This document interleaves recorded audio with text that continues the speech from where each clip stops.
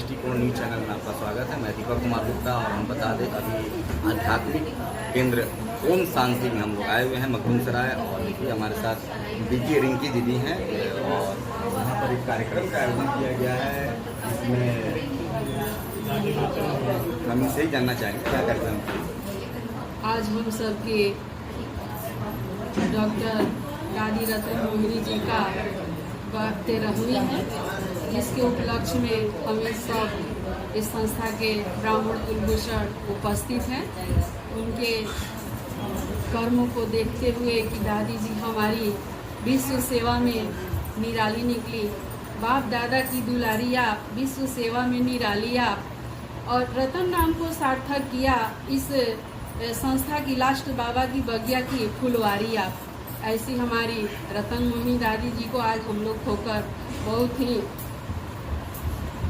उन्हें नम आँखों से श्रद्धा सुमन अर्पित करते हैं। दादी जी की बहुत सारी कीर्तिमान गाथाएं हैं जो कि आप सबको आज टीवी और यूट्यूब के माध्यम से सुनने, देखने और जानने को मिलेगा।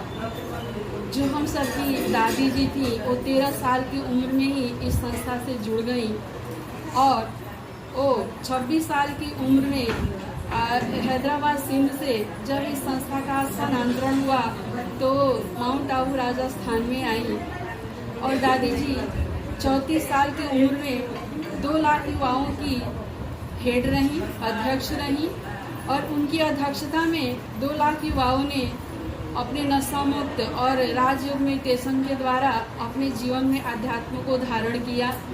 2017 में दादी जी ने ऐसा कीर्तिमान किया कि मेरा भारत स्वर्णिम भारत बैनर तले दादी जी ने पद यात्रा किया, जो कि पूरा विश्व के लोगों ने उस पद यात्रा को सराहना भी किया। तो हमारी दादी जी को डॉक्टरेट की उपाधि से भी नवाजा गया है।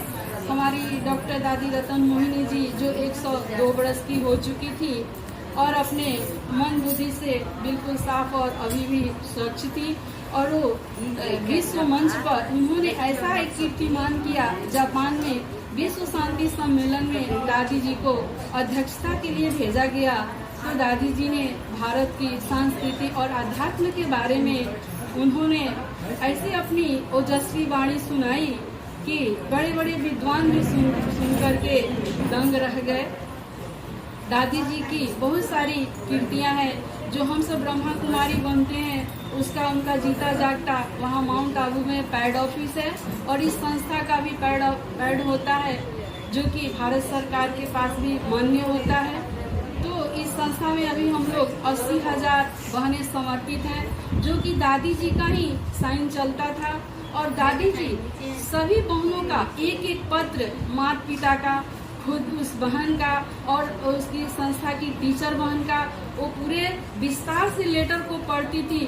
जब तब जाकर के दादी जी हम लोग को वो आई कार्ड प्राप्त होता था। यानी 5 साल दादी जी हम लोग को बहुत ही निगरानी में रखती थी और देखती थी कि बहनों का रहन स्वभाव, चाल चलन और संस्कार कैसा है कि भगवान का नाम बाला करे, भगवान का नाम डुबाए नहीं।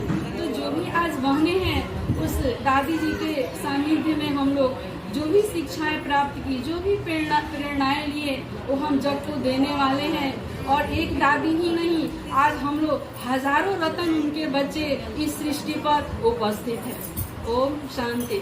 लास्ट में यही शब्द कहूंगी कि वो धरती ही क्या जिसमें आकाश न हो, वो रतन ही क्या जिसमें प्रकाश न हो। वो रतन ही क्या जिसमें प्रकाश ना हो। और आप लोगों ने सुना कि जो कीर्ति दादी की बतला रही हैं कि किस प्रकार से 100 साल 102 साल तक अपना इस धरती पर जीवित रही और समाज का, राष्ट्र का भला किया, विश्व मंच पर भी भारत के नाम को गौरवान्वित किया। इसके पहले भी हम लोग नाम सुने थे स्वामी विवेकानंद का 1893 में विश्व धर्म महासम्मेलन में जाकर भारत के नाम को गौरवान्वित किया था।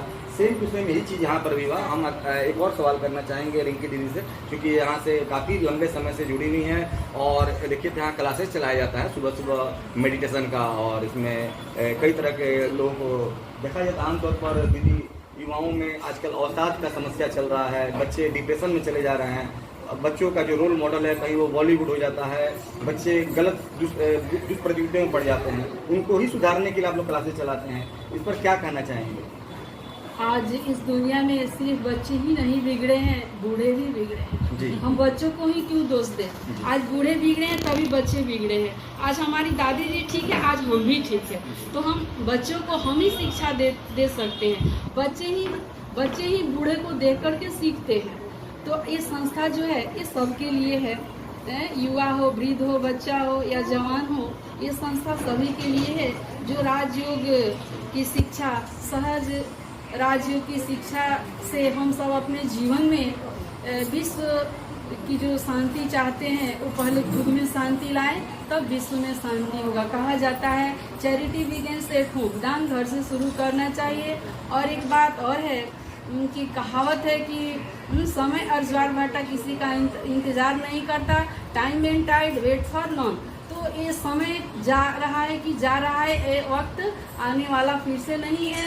अगर हम चाहें तो इस प्रजापिता ब्रह्मा कुमारी ईश्वरीय विश्वविद्यालय के द्वारा अपने जीवन को सुधार सकते हैं और इस आने वाली स्वर्णिम दुनिया में हम राजकुमार और राजकुमारी के रूप में होंगे। हम सब आप सब के लिए यही शुभ संदेश देंगे कि सभी लोग इस प्रजापिता ब्रह्मा कुमारी ईश्वरीय विश्वविद्यालय से जुड़े और अपनी जिंदगी को खुशनुमा बनाएं। चलिए, प्रजापिता विश्वविद्यालय से जुड़िए, अपने जीवन को खुशनुमा बनाइए। और देखिए तो आमतौर पर यहाँ पर जो राजयोग का क्लासेस चलता है वो निःशुल्क है, यहाँ मखदूम सराय, और आप भी आकर अपने जीवन को धन्य बना सकते हैं। आप देख ही रहे हैं यहाँ पर सैकड़ों की तादाद में माताएं, बहनें, पुरुष, बुजुर्ग, बच्चे सभी आ रहे हैं और अपने जीवन को धन्य बना रहे हैं।